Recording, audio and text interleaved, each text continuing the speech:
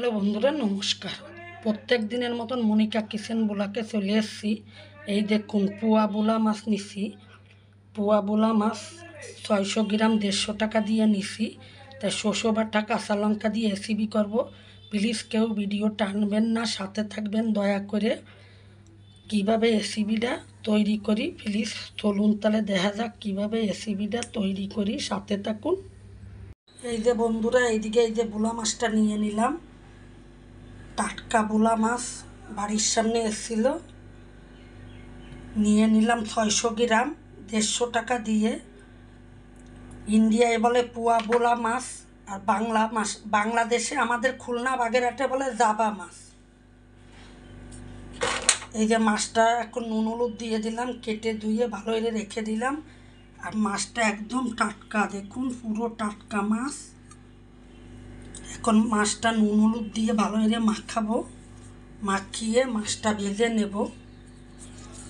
আপনাদের সাথে শেয়ার করি নেই, একদিন তো ভিডিও দিতে পারি নেই।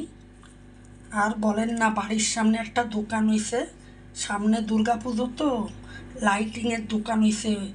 4-5টা ছেলে কাজ করে আর খুব জোরে জোরে কথা বলে, ওই জন্য ভিডিও বানাতেই পারি না। জানলার পাশে, রোডের পাশে আমার ঘর তো, আর সেই রোডের পাশে ঘর হতে এত আওয়াজ হয় যে ভিডিও বানাতে পারি না। এত চিল্লে পাল্লা হয়, মনেই কয় না ভিডিও বানাই। তা মনে করলাম আজকেরা ভোলা মাছটা শেয়ার করি আপনাদের সাথে, ভোলা মাছের রেসিপিটা শেয়ার করি। এই যে বন্ধুরা, হলুদ লবণ আমার ভালো করে মাখানো হয়ে গেছে ভোলা মাছে। এখন আমি কড়াইতে তেল দেব। এই যে বন্ধুরা, মশলার বাটি নিয়ে নিলাম, শুকনো লঙ্কা দিয়ে দিলাম, এখন শসা দিয়ে দিলাম। শসুর বাটটা একটু বেশি দিলাম। এর উপরে একটু লবণ দেবো যাতে তেতো না হয় শসাটা। এখন একটু জল দিয়ে দেব।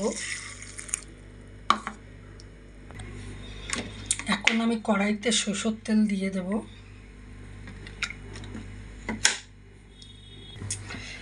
এই যে আমার তেল গরম হয়ে গেছে, এখন মাছগুলো দিয়ে দেব। বেশি মাছ দেবো না, 3টে করে ভাজবো। 6টা মাছ 2বারে ভেজে নেব, নাহলে কড়াই ছোটো তো উল্টানো যাবে না।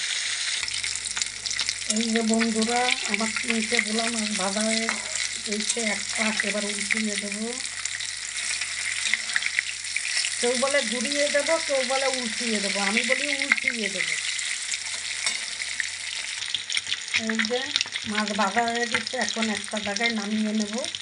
এই যে আমার শসা বাটা হয়ে গেল, আর সাথে আমি হলুদ আর লবণ দিয়ে দিলাম।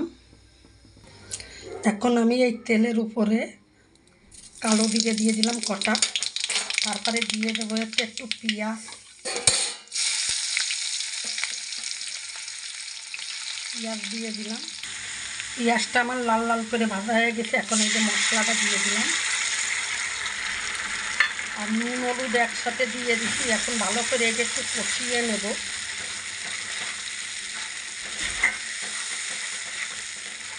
কষিয়ে নিয়ে একটু জল দিয়ে দেব। আমার ওই লঙ্কাটা কিন্তু কাঁচা লঙ্কা ছিল, কাঁচা লঙ্কা পুরো শুকনো হয়ে গেছে ঘরের থেকে, কিন্তু ওটা কাঁচা লঙ্কাই ছিল, শুকনো হয়ে গেছে। এর উপরে আমি একটু এই যে জিরের গুঁড়ো দিয়ে দেব। জিরের গুঁড়ো না দিলে একটা কেমন ভালো লাগে না। আমি শসা বাটা দিয়ে করলেও একটু জিরের গুঁড়ো দিয়ে দিই। এখন মশলাটা ভালোভাবে কষানো হবে। এই যে বন্ধুরা দেখুন, আমার মশলা দিয়ে তেল ছেড়ে দিচ্ছে। আমি এখন এতে একটু জল দিয়ে দেবো। আর হ্যাঁ, সরি আপনাদের সাথে শেয়ার করি নেই, আমার টমেটো ছিল না, আমি একটু টমেটো সস দিচ্ছি।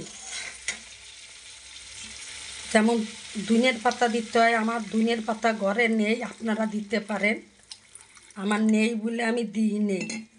এই যে জল দিয়ে দিলাম, এখন আমার জলটা ফুটে যাবে। ফুটে গেলে আমি এর উপরে মাছটা এক এক করে দিয়ে দেব। এর আগে আপনাদের সাথে আমি শেয়ার করেছি আদা রসুন দিয়ে, আজকে আদা রসুন দিলাম না, আদা রসুন ছাড়াই করব। দেখি খেতে কেমন টেস্ট হয় আদা রসুন ছাড়া।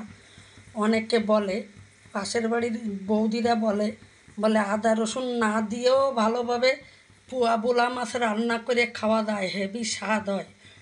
সেই বৌদিদের কথা শুনে আজকে আদা রসুন ছাড়া আমি মাছটা করলাম, দেখবো টেস্ট করে দেই কেমন হয়। এই কারণের জন্য আজকে আমি আদা রসুন দিলাম না, শুধু সরষে বাটা দিয়ে করলাম। এই যে ঝোলটা আমার ফুটে গেছে, আমি এখন মাছগুলো এরপরে এক এক করে সব দিয়ে দেব। এই যে বন্ধুরা মাছগুলো আমার দেওয়া হয়ে গেছে, আমি এখন গ্যাসের জোরটা একটু কমিয়ে দিয়ে ঢাকনা দিয়ে দেব। ঢাকা দিয়ে দিলাম, আর গ্যাসের জোরও এবার একটু কমিয়ে দেব, তারপরে আবার দেখা হচ্ছে আপনাদের সাথে। এই যে বন্ধুরা এখন আগলা করে দেখব, দেখুন উপর দিয়েই কি দারুণ কালার লাগতেছে। এই যে হেভি দারুণ কালার হয়েছে, কিন্তু ফোনে কতটা আসতেছে জানি না, হেভি দারুণ কালার হয়েছে। তাহলে ভিডিওটা আজকের মতন এখানে শেষ করলাম, আবার দেখা হচ্ছে অন্য কোনো ভিডিও নিয়ে।